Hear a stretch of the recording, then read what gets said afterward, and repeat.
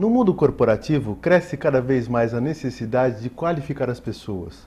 O paradigma que durou por muito tempo era a ideia de reunir as pessoas no mesmo local para que isso acontecesse. Mas os custos estão muito altos. Mas existem também outras alternativas. Pensando nisso, hoje no programa Talentos em Foco, nós vamos falar sobre educação à distância. Confira.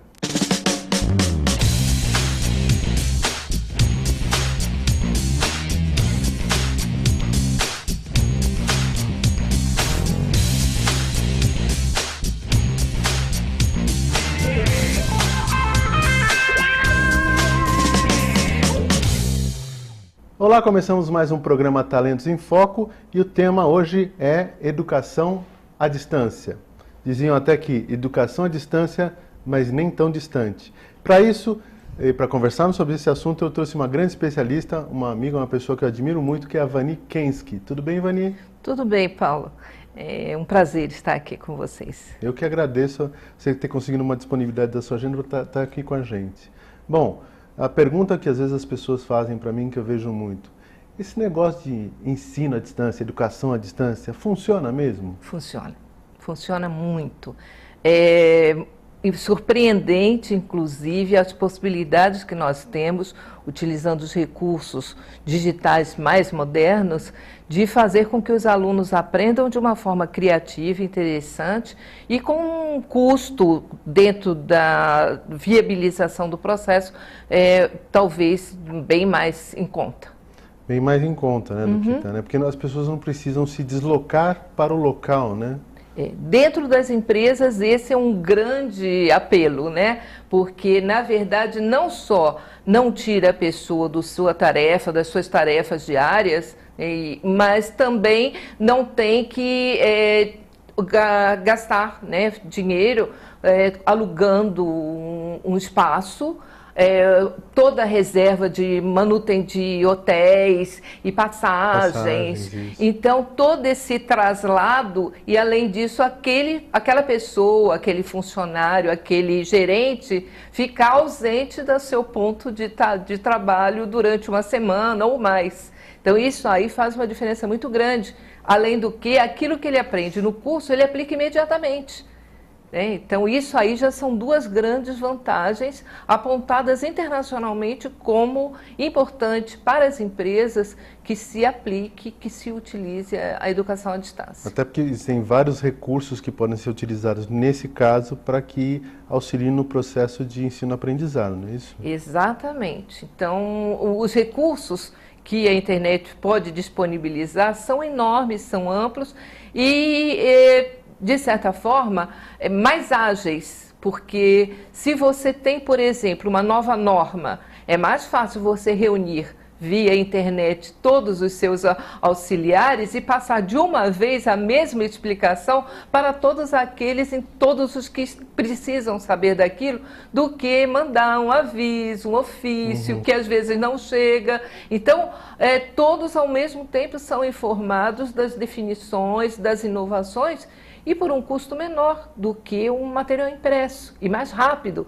sem precisar utilizar as vias normais de correios, etc. E a atualização é constante, né? Exatamente. Se fizer uma atualização hoje e publicar lá à noite, a pessoa já tem isso novo, né? Se você não precisa também gastar dinheiro publicando erratas depois, quando existe.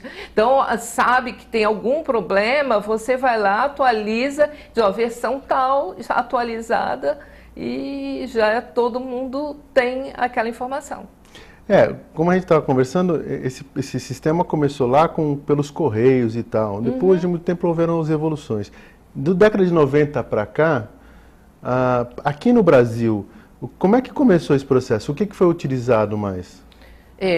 No início se usava muito o satélite, utilizavam-se equipamentos extremamente caros, e houve aí uma mudança. A mudança tecnológica tem sido rápida. A partir de 2005, a internet passou a predominar. Hoje em dia, quase que praticamente o domínio absoluto dos meios ligados à internet para fazer esse tipo de procedimentos de ensino, né? E nós estamos envolvidos agora com o uso de todas as tecnologias móveis. Então, há uma migração não só dentro do próprio computador, né, mesmo que seja o notebook, mas também para cursos que possam ser acessados por tablets ou iPhone ou qualquer outro aparelho que tenha acesso de celular via internet. Agora tem aplicativos para isso. Eu me recordo agora de que você falou isso, que a Belpass, que é uma das grandes nomes de empreendedorismo, criou cursos, criando um aplicativo, até de um curso gratuito, que você baixa o curso e depois ela oferece outros cursos que aí são pagos, e aí você tem uma continuidade se você quiser, ou seja, é um grande chamariz, inclusive, onde você entrega um conteúdo, não é uma enganação, você entrega um conteúdo e depois a pessoa pode continuar esse trabalho também sem se movimentar. Se a gente considerar essas novas gerações que estão ligadas totalmente ao celular, né? Tem aplicações de atividades excelentes usando os próprios aplicativos que já estão dentro de um celular. Então, por exemplo, o Google Maps né, é um que pode se ensinar qualquer coisa sobre localização, rastreamento, todas essas são atividades que você propõe e que a pessoa utilize os próprios recursos aplicativos naturais que ela tem. Opa, então aí é uma ideia interessante. Quer dizer, não necessariamente o meu curso é utilizando uma plataforma para isso, mas eu estou em sala, por exemplo, pego um recurso disponível, né? Isso. Falo até para o pessoal ir para casa e utilizar isso em casa e depois trazer os resultados, se ela quiser. Faz um caminho aí, usa o GPS, verifica quais são os pontos que você teve. Exatamente. Então ela experimenta isso utilizando o recurso. Exatamente. Por exemplo, o Zoom, ele pode ser usado como qualquer tipo de material para aula de biologia e tudo mais, né? Algumas coisas que você tenha que ampliar, você pode usar o Zoom do seu aparelho celular, do aplicativo normal, e que tem um uso, no caso didático, muito interessante para se fazer alguma atividade, né? Isso aí. Então, vamos lá. Que tipos de... Vamos partir dos convencionais agora para os mais novos. Por exemplo, lembrando de onde eu comecei, vamos dizer assim, né? A Vani trabalha bastante com isso, eu também tenho uns 13, 14 anos que eu trabalho, mas eu comecei com um trabalho inovador que o Sebrae iniciou no Brasil, que é multiplicação do ensino através do uso de plataforma e tal, mas era um uso de material disponível eletrônico dentro do sistema, um fórum para discussão, um chat escrito para você poder utilizar uma interação, e esses os recursos que tinham, um filmezinho aqui, outro filme lá, mas naquela época isso era um monstro, porque inclusive o Sebrae ganhou prêmios seguidos por inovação de uso de recursos naquela época, né? Você falando de 2001, 2002, 2003. E aí o processo foi evoluindo. Falando nisso, o Congresso de Ensino à Distância no Brasil, você lembra que número está? Nós vamos para o 21º. 21º. Isso. Pessoal, 21º. Faz 21 anos que no Brasil existe Congresso de Ensino à Distância, né? É 20º. Então, se vamos falar de 20 anos, isso começou em 90 e pouco. Vai ser em São Paulo em setembro, outubro, por aí. Vai ser em São Paulo, aí, ó. Faço para o pessoal, depois eu divulgo também. Mas há 20 anos existe um congresso. Se existe há 20 anos um congresso, significa que existe há mais tempo o uso do recurso, claro, na época, antes dessa época, nem tanto eletrônico. Então, a importância que no Brasil isso tem hoje, né? Então, começou com aquela coisa da plataforma um pouco mais engessada, né? Que outros recursos foram surgindo aí em cima da internet, por exemplo?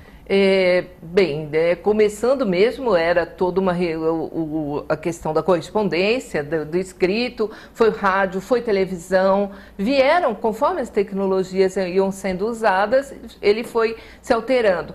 Com a chegada da internet veio todo esse movimento que o Sebrae foi pioneiro também, mas que a evolução ela acompanha a mudança da tecnologia, mas isso não se descarta todas as outras possibilidades, porque cada modelo, cada uso tecnológico, ele vai depender do público.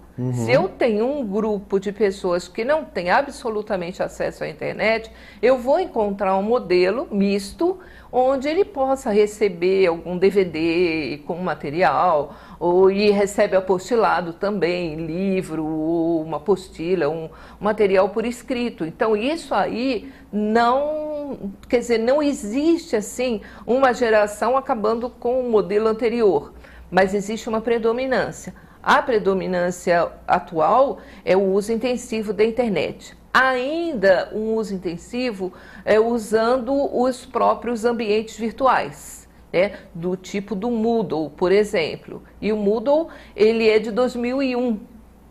Houveram muitas atualizações no Moodle? Sim, sim.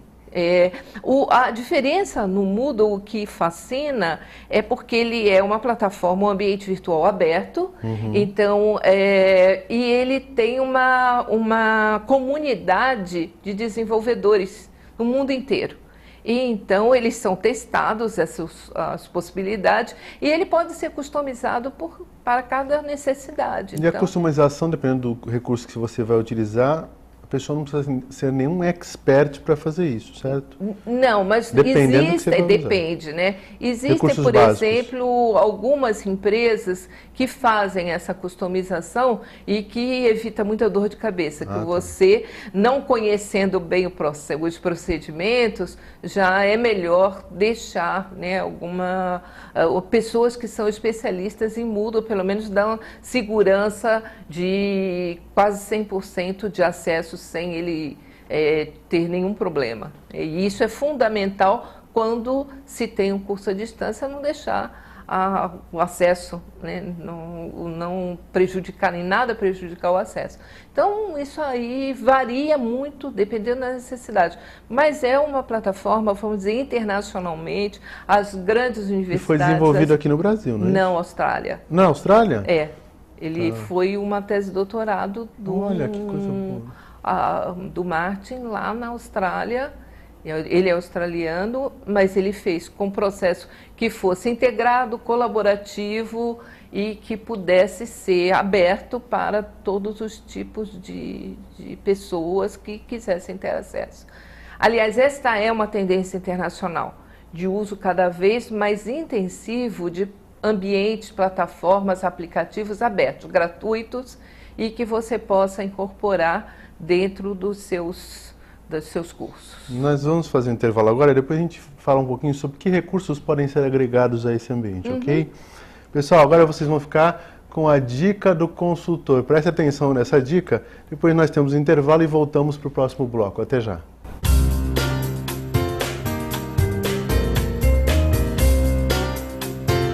Olá, nós vamos falar hoje sobre representante comercial.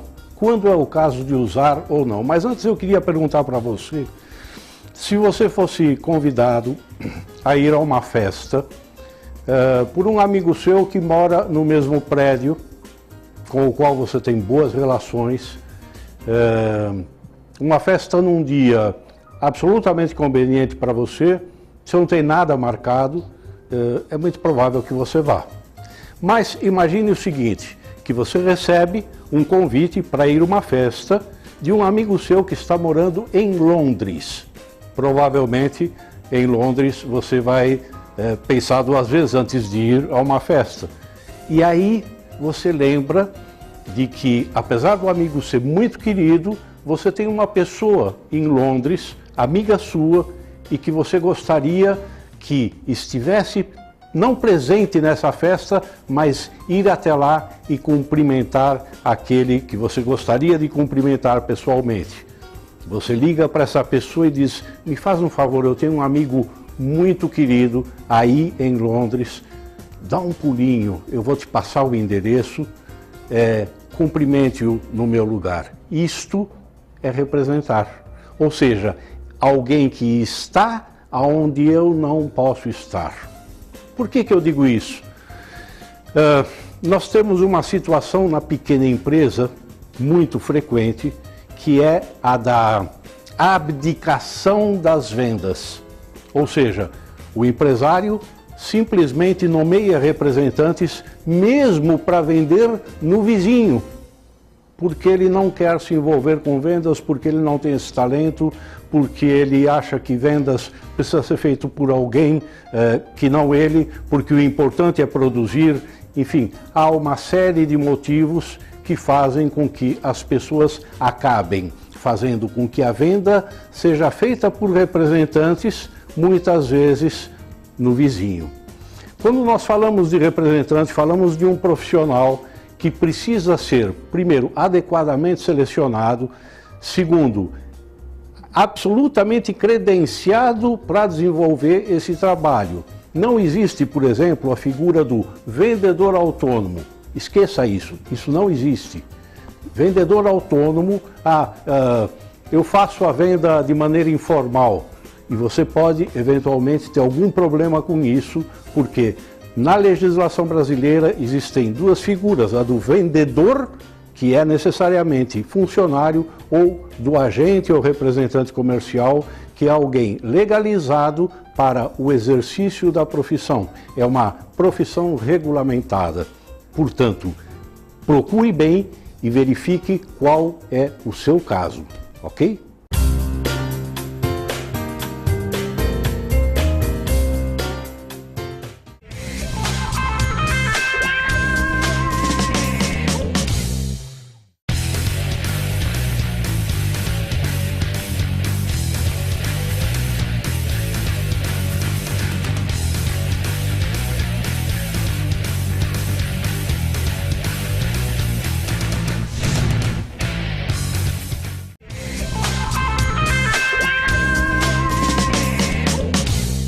Estamos de volta com o programa Talentos em Foco e o tema é Educação à Distância. Estamos com Vani Kensky, especialista no assunto.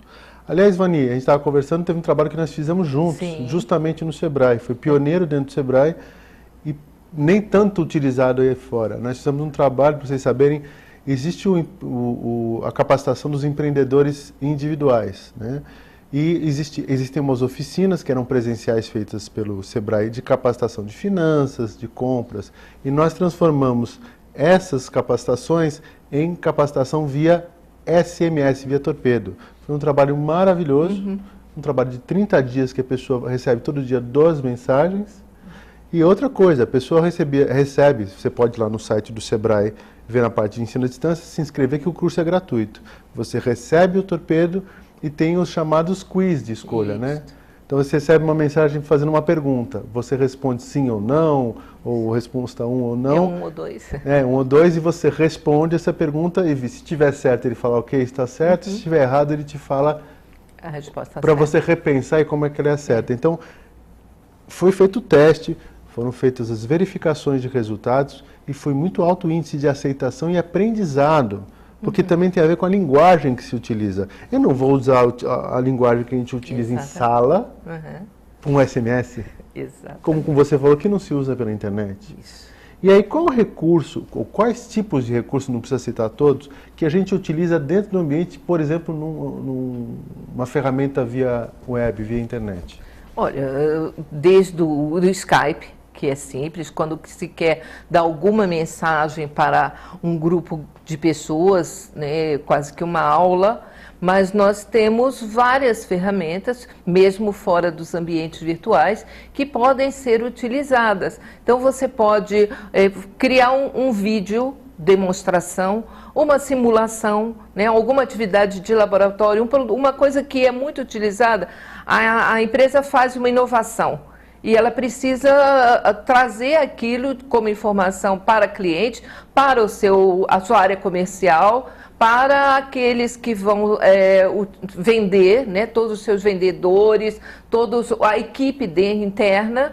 E ele faz ali uma demonstração, uma simulação. Prático, né? Prática e depois... Como é que se monta uma peça? Mostra a montagem da peça além da teórica.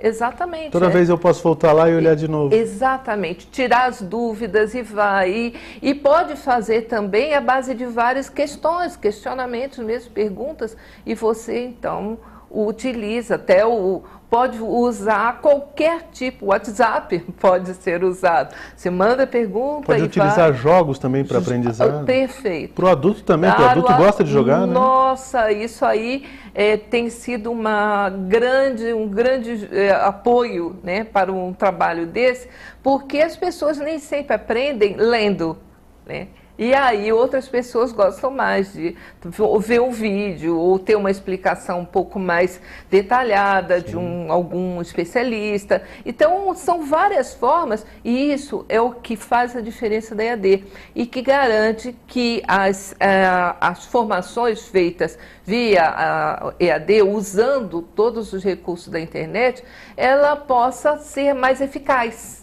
Né? Os índices que nós temos até do ENAD, né, quando se faz uma graduação intensiva, as notas mais altas tem o percentual de alunos de cursos à distância que faz ENAD, ele é bem maior do que dos cursos presenciais. Porque a dedicação precisa ser grande. Pois né? Acho que porque eu faço um curso, uma educação à distância, eu preciso entrar de vez em quando. Se eu não me aplicar também... Eu tive um aluno que até disse, olha, quando nós estamos numa sala, nós estamos presentes, mas nós podemos estar distantes porque a nossa cabeça está em qualquer outro lugar. Quando nós estamos em frente a uma tela e trabalhando numa aula de educação à distância, nós estamos distantes do professor, mas precisamos estar presentes naquilo ali para participar, para discutir, e aí todos os teóricos, eles dizem, a participação do aluno é fundamental no processo de aprendizagem. Então, isso faz diferença. Então, o custo disso é viável, não só usando o Skype, mas, por exemplo, existem algumas plataformas por aluguel que você pode utilizar, que é de conferência, onde você usa imagens de slides, onde você mixa o slide com também filme. Exatamente. Você abre para as pessoas falarem umas com as outras. Existem várias. Porque o aluguel disso também não é caro, não é um absurdo, isso é por hora, não é isso? Isso. E outra coisa também que você pode fazer dentro de um ambiente do tipo do Moodle e de outros, né, que tem Blackboard, tem alguns pagos, outros não, é você incorporar tudo isso. Essa é a diferença do ambiente do ambiente virtual, é que você incorpora. E aí você pode inserir vídeos, os alunos podem fazer vídeos e mandar. A atividade pode ser, faça um vídeo lá. Existem trechos de filmes que a gente pode usar até um certo tempo, que é permitido, porque são alguns minutos que você pode utilizar do vídeo e tirar o ensinamento dele. Exato. É o que se faz em sala também, né? Então, existe já alguma convergência no uso dos recursos tecnológicos, tanto na sala de aula quanto na educação à distância.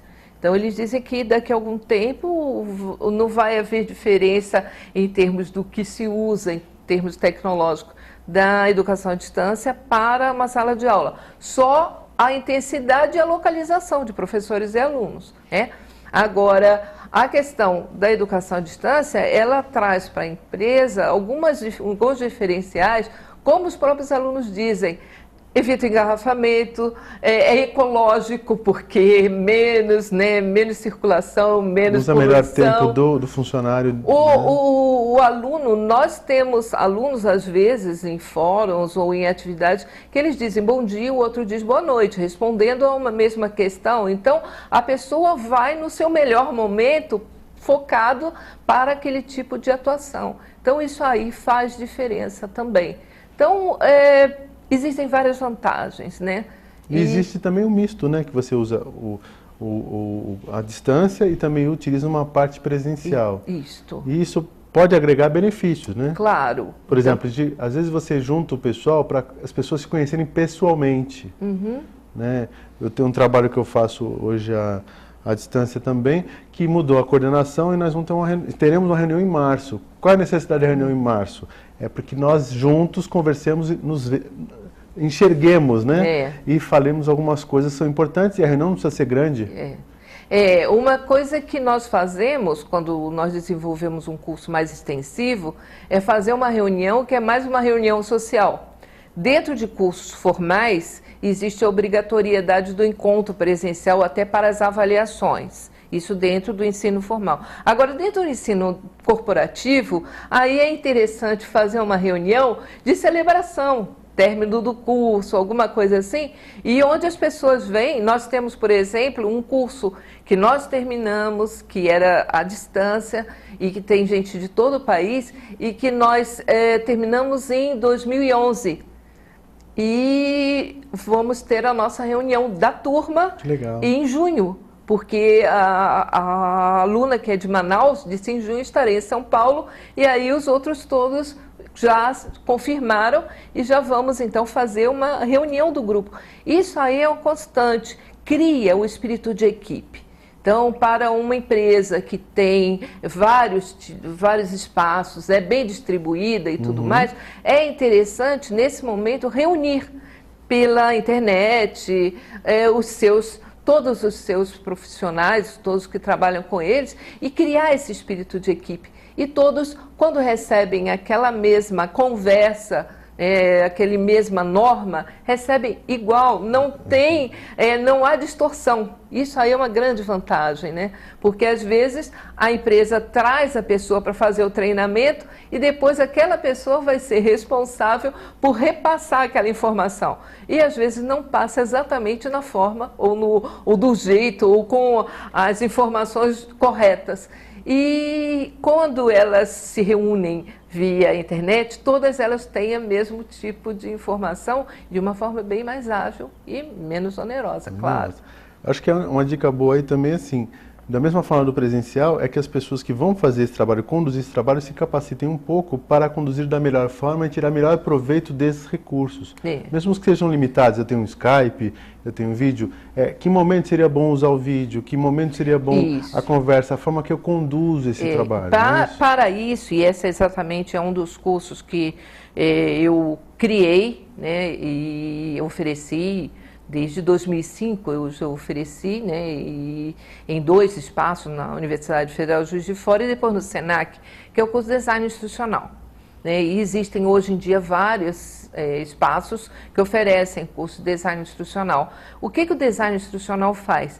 Ele pega aquela aula tradicional, ou aquele texto, ou aquela apostila, e ele vai olhar aquilo de uma forma mais pedagógica, mediando com o tipo de tecnologia disponível, de acordo com a fluência tecnológica disponível e o acesso que as pessoas têm e a fluência no uso. E para saber sobre o curso, é possível entrar no site? Olha, o curso do SENAC, ele está do SENAC, mas tem também gratuito na Universidade de Itajubá.